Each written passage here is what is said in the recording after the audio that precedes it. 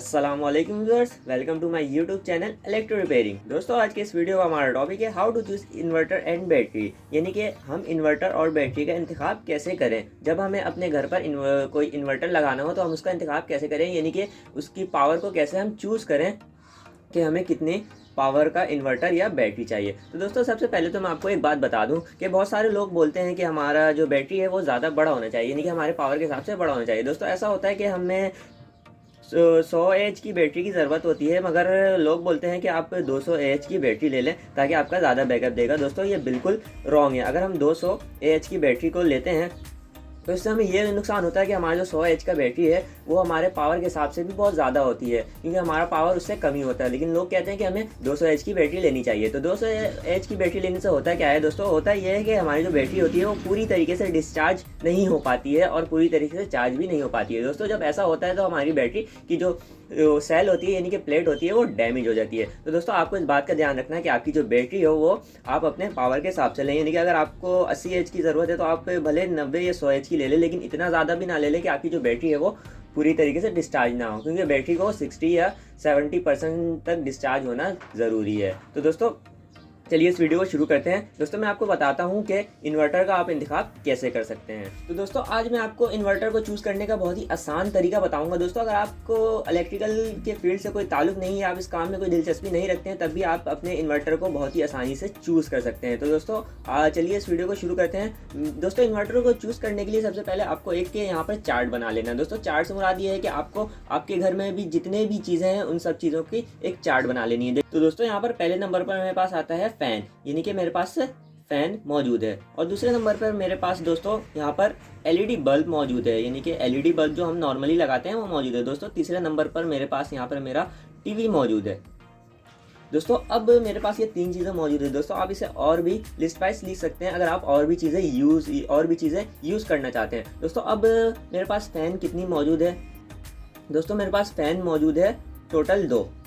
दोस्तों, मेरे पास एलईडी मौजूद है 3 और मेरे पास जो हमारा टीवी मौजूद है वो 1 है। दोस्तों, अब हमारा जो ये तीनों चीज़ें हैं इन सब का जो हमें वाट देखना है। दोस्तों, अब फ़ैन का वाट हम कैसे चेक करें। दोस्तों, नॉर्मली आपका जो फ़ैन होता है वो 60 से लेकर 80 वाट तक होता है, लेकिन अगर आपका फ़ैन इससे हेवी है, इससे हल्का है, तो आपको अपने फ़ैन के ऊपर जाकर वाट चेक कर लेना है कि आपका जो फ़ैन है वो कितने वाट का है। दोस्तों, अभी मेरे पास जो मेरा फ़ैन है वो यहाँ पर 60 वाट है, तो मैं इसको यहाँ पर 60 से मल्टीप्लाई कर दूंगा। दोस्तों, उसके बाद जो मेरा एलईडी है वो मेरा ये 3 एलईडी है। इस 3 एलईडी मेरा एक एलईडी जो है उसमें से 12 वाट का है, तो मैं इसको 12 से मल्टीप्लाई कर दूंगा। दोस्तों, उसके बाद जो मेरा टीवी है, दोस्तों याद रखें कि टीवी आजकल एलईडी आ रही है। दोस्तों, एलईडी जो है वो बेसिकली 80 से लेकर 100 वाट तक होती है, लेकिन आपकी जो ओल्ड टीवी होती है, यानी कि ओ एलईडी जो टीवी होती है मोटी वाली, वो ज़्यादातर 150 से लेकर 200 वाट तक होती है। तो यहाँ पर भी मैं एलईडी टीवी का जो वाट है वो लिख दे रहा हूँ। दोस्तों, आप अपने ये चीज़ों का वाट खुद भी देख सकते हैं, यानी कि आप कोई भी सामान ले लें या कोई भी बल्ब ले लें, कोई भी चीज़ ले लें, उस पर वाट लाजमी लिखा हुआ होता है कि ये इतने वाट का चीज़ है। तो दोस्तों, अब क्या करना है, अब इसको मल्टीप्लाई कर देना है, यानी कि इन सब चीज़ों को मल्टीप्लाई करके यहाँ पे लिख लेना है। तो दोस्तों, ये मेरा फ़ैन का जो है, इसे हम जब प्लस करते हैं तो हमारे पास आता है 2 × 60 यानी कि 120 120 वाट। और हमारा जो एलईडी है इसे जब हम मल्टीप्लाई करते हैं तो हमारे पास आता है 36 वाट। और हमारा जो टीवी है वो 100 × 100 यानी कि 100 वाट आता है। दोस्तों, अब इन सबको हमें प्लस कर लेना है, यानी कि ऐड कर लेना है। दोस्तों, इन सबको ऐड करने के बाद जो हमारे पास आंसर आता है वो हमारा है 256 वाट। तो दोस्तों, अब मेरे पास यहाँ पर आ गया है 256 वाट। दोस्तों, अब 256 वाट तो आ गया है, लेकिन हमें इसी में एक चीज़ें और ऐड करनी है। दोस्तों, मेरा यहाँ पर जो 256 वाट आया है ये मेरा टोटल फ़ैन का टोटल सामान का लोड है। दोस्तों, इसको मल्टीप्लाई करने का मकसद क्या था। दोस्तों, इसे मल्टीप्लाई करने का मकसद ये है कि हमें इन सब चीज़ों की लोड मालूम हो जाए ताकि हम अपने इन्वर्टर को चूज़ कर सकें, इन्वर्टर का इंतखाब कर सकें। तो दोस्तों, ये मेरे पास 256 वाट आ चुका है। दोस्तों, अब मुझे इस पर एक चीज़ और ऐड करना है। दोस्तों, यहाँ पर हमारे पास जो है 25% जो हमारा सेफ्टी लोड होता है, यानी कि 25% में हम इसमें एक्स्ट्रा ऐड कर देते हैं, क्योंकि हमारा जो चीज़ है, कोई भी इक्विपमेंट है, ये जैसे कि फ़ैन है, मान लीजिए स्टार्टिंग में हमारा ज़्यादा वाट लेता है, यानी कि मेरा फ़ैन 60 वाट का है, तो जब हम इसे स्टार्ट करेंगे तो ये तकरीबन 80 या 100 वाट के दरमियान लेगा, क्योंकि कोई भी चीज़ होती है वो स्टार्टिंग में ज़्यादा लोड लेती है। तो दोस्तों, ये इलेक्ट्रिकल में सेफ्टी होता है, यानी कि आप 25% इस पर ऐड कर लें। दोस्तों, आप इस पर 25% ऐड कैसे करेंगे, इसका भी बहुत ही आसान तरीका है। दोस्तों, यहाँ पर मेरे पास 256 वाट आया था। दोस्तों, इसे मैं मल्टीप्लाई कर दूंगा 1.25 से। दोस्तों जब इसे मैं 1.25 से मल्टीप्लाई करूँगा तो मेरे पास यहाँ पर आ जाएगा 320 वाट। दोस्तों ये मेरे पास 320 वाट आ चुका है। दोस्तों ये मेरे पास 320 वाट आ चुका है। दोस्तों अब इस पर हमें एक चीज़ को और ऐड कर लेना है, यानी कि इससे हम 320 को जो है अपने पावर फैक्टर से डिवाइड करेंगे, यानी कि मेरे घर का जो पावर फैक्टर है उसे हम इस 320 से डिवाइड कर देंगे। तो अगर आपको अपने घर का पावर फैक्टर पता है तो आप उसे डिवाइड कर लें, अगर आपको पावर फैक्टर नहीं पता है तो आप 0.8 से इसको डिवाइड कर लें। तो दोस्तों इसे मैं 0.8 से यहाँ पर डिवाइड कर लेता हूँ। दोस्तों डिवाइड करने के बाद जो मेरे पास आंसर आता है वो है 400, यानी कि मेरा टोटल जो आता है वो 400 वाट यहाँ पर टोटल लोड आ जाता है। दोस्तों ये हमारा फाइनल वाट है। दोस्तों ये मैं इसे 0.8 से क्यों डिवाइड किया हूँ, दोस्तों मैंने आपको बताया कि ये पावर फैक्टर है। दोस्तों अगर आपको अपना पावर फैक्टर पता है तो आप उससे डिवाइड कर लें, अगर आपको पावर फैक्टर नहीं पता है तो आप इसे 0.8 से डिवाइड कर लें। तो दोस्तों इसे जब आप डिवाइड कर लेते हैं तो आपका जो यहाँ पर वाट आ जाता है वो 400 वाट आ जाता है। तो दोस्तों अब 400 वाट जो है हमारा फाइनल आ चुका है, यानी कि हमारे घर का जो लोड है वो फाइनल 400 वाट आ चुका है।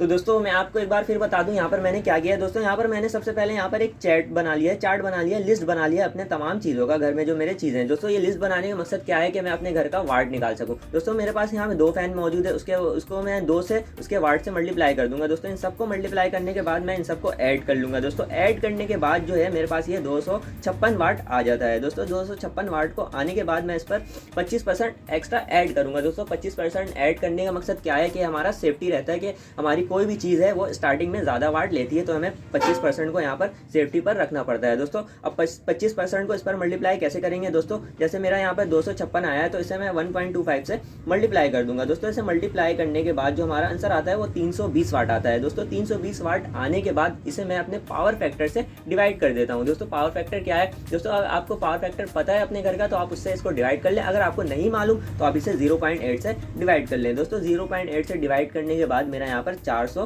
फाइनल आंसर आ जाता है, यानी कि फाइनल हमारा वाट जो आ जाता है। दोस्तों इस वाट के हिसाब से हम अपने इन्वर्टर को चूज करेंगे, यानी कि हमें कितने वाट का इन्वर्टर चाहिए। तो दोस्तों अब यहाँ पर हम इन्वर्टर को चूज़ करना सीखेंगे। दोस्तों हम इन्वर्टर को कैसे चूज़ कर सकते हैं। दोस्तों यहाँ पर मेरे पास 400 वाट यहाँ पर मेरा फाइनल वाट आ चुका है, यानी कि हमारे घर का फाइनल लोड आ चुका है। दोस्तों जब भी हम इन्वर्टर को लेने जाएंगे तो सबसे पहले हमें उसकी जो है एफिशिएंसी देखनी है, यानी कि कितने % एफिशिएंसी होती है। ज़्यादातर इन्वर्टर की जो है 90% एफिशिएंसी होती है, किसी की 80% होती है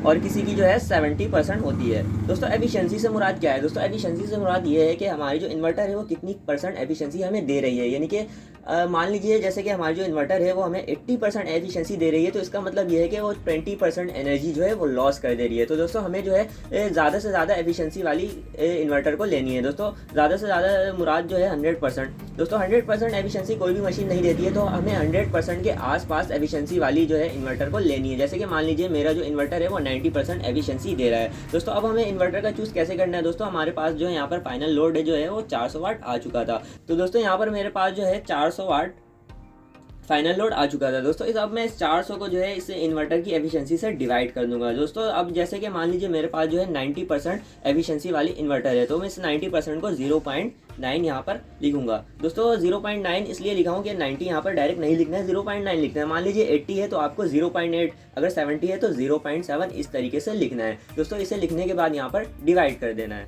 तो दोस्तों इसे डिवाइड करने के बाद मेरे पास जो आंसर आता है वो 444 यानी कि 444 यहाँ पर मेरे पास आंसर आ जाता है। तो दोस्तों इसे डिवाइड करने के बाद मेरे यहाँ पर 444 आ जाता है। दोस्तों हमारा जो इन्वर्टर होता है वो VA में होता है, यानी कि हमारे जो इन्वर्टर की जो वैल्यू होती है वो VA में होती है। तो हमारे पास यहाँ पर 444 आ चुका है, इसका मतलब हमें यहाँ पर 444 VA का इन्वर्टर को चूज़ करना है। तो दोस्तों आपको अब अपने हिसाब से बिल्कुल एक्यूरेट वैल्यू की इन्वर्टर नहीं मिलती है दोस्तों, तो आपको क्या करना है, आपको इसके आसपास वैल्यू की इन्वर्टर को चूज़ कर लेना है। जैसे कि मान लीजिए 500 VA या फिर 550 VA की चूज़ कर लेना। दोस्तों आपको इसे बिल्कुल भी ज़्यादा चूज़ नहीं करना है, क्योंकि हमने इस पर पहले ही 25% सेफ्टी के लिए ऐड कर चुका है। तो दोस्तों आपको 444 है तो आपको यहाँ पर 500 या 550 मैक्सिमम 600 VA का इन्वर्टर को चूज़ कर लेना है। तो दोस्तों यहाँ ये मेरा इन्वर्टर यहाँ पर चूज़ हो चुका है कि हमें किस VA का इन्वर्टर को यहाँ पर चूज़ करना है अपने लोड के हिसाब से। तो दोस्तों अब हम बैटरी को चूज़ करना सीखेंगे कि हमें कौन सी बैटरी को चूज़ करना है। जैसे कि यहाँ पर मेरा 550 VA का जो इन्वर्टर यहाँ पर चूज़ हो चुका है, अब इसी हिसाब से हम अपने बैटरी को भी चूज़ करना सीखेंगे।